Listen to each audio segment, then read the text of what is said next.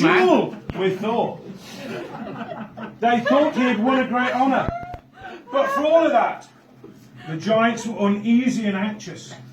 They would do that.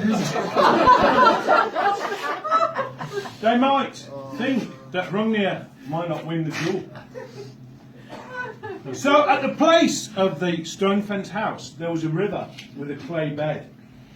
Let us dredge it, said the giants. There's a lettuce in it as well. Let us mould a mound so vast that Thor will shake at the sight of it. Sight of it. Did it have corn?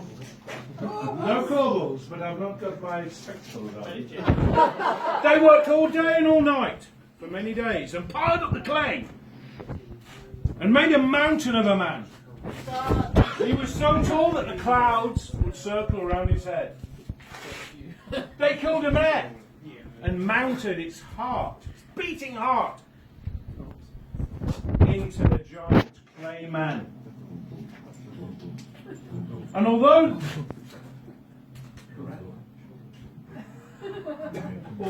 the heart did beat, it